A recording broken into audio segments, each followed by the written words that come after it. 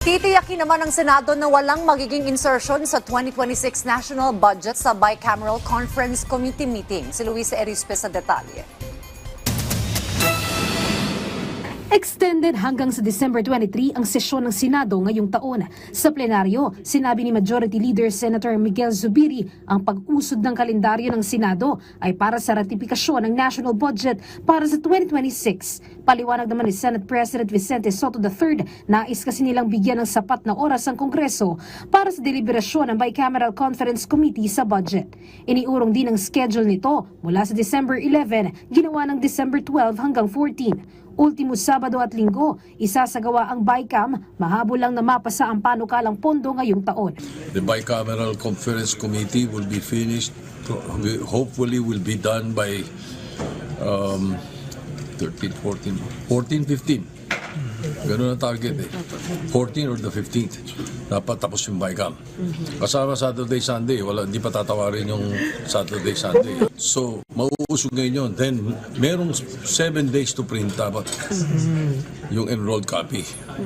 At ang tansya namin, 22. Hindi na rin tulad dati na ang ipapasa sa BICAM ay summary lang ng panukalang pondo. Para walang mangyaring milagro sa BICAM tulad ng mga nangyari noong mga nakaraang taon na may mga nakakasingit na insertions. Ang ipapasa ng Kongreso sa BICAM ay ang enrolled bill o ang mismong pipirmahan na ni Pangulong Ferdinand R. Marcos Jr.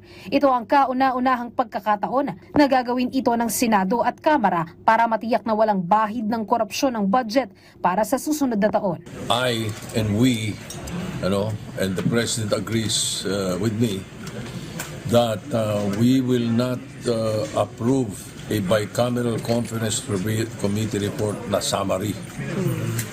Ayaw namin nun. Dahil doon pwedeng magkaroon ng milagro after all. So, what we will ratify is the enrolled copy already. Hindi katulad nun dati, babaykam. Bukas darating yung chairman, i-report. The innovation this year is that we will ratify an enrolled copy. Yung ready na ng signature ng presidente. Sa ngayon naman anya, walang nagpupumilit na magsingit ng insertions. Pero kung meron man, hindi ito papayagan ng Senado. Mananatili sila sa prioridad na mabigyan ng malaking pondo ang edukasyon, kalusugan at ekonomiya. Hindi ko papayagan. Wala naman so far. Medyo alam naman nila siguro hindi talaga ako papayag. That is the reason why we want an enrolled bill to ratify and not a summary.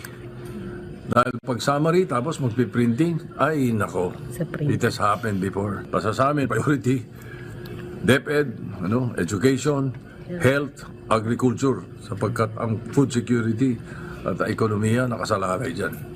Yun ang priority ng Senate. Nanindigan din ng Senado kahit may umalma, tuloy pa rin ang open BICAM o pagla-livestream ng deliberasyon ng komite. Ang mga uupo namang senador sa BICAM, si Senator Sherwin Gatchalian bilang chairperson, Deputy Majority Leader naman si Senator J.V. Ejercito. Kasama din sina Senator Loren Legarda, Senator Francis Panghilinan, Senator Mark Villar, Senator Pia Cayetano, Senator Erwin Tulfo, Senator Camille Villar, Senator Christopher Bongo, Senator Amy Marcos at kasama rin si Senator Ronald Bato de la Rosa. Dahil naman ilang linggo nang absent si Senator Bato, nasa sa kanya kung dadalo ito sa BICAM o hindi.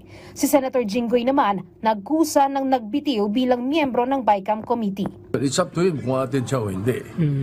Di ba? Pero si Senator Jinggoy mukhang hindi siya makaka-attend, so nagsabi na siya na nag-withdraw siya. Samantala, naniniwala naman si Senator Kiko Panghilinan na ang ipinasang 2026 national budget ng Senado ay malinis at walang bahid ng korupsyon.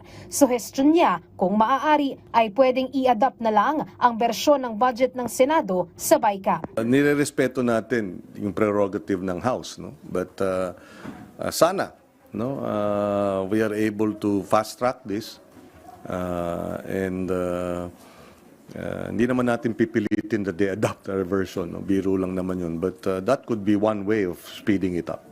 Luisa Erispe para sa Pambansang TV sa Bagong Pilipinas.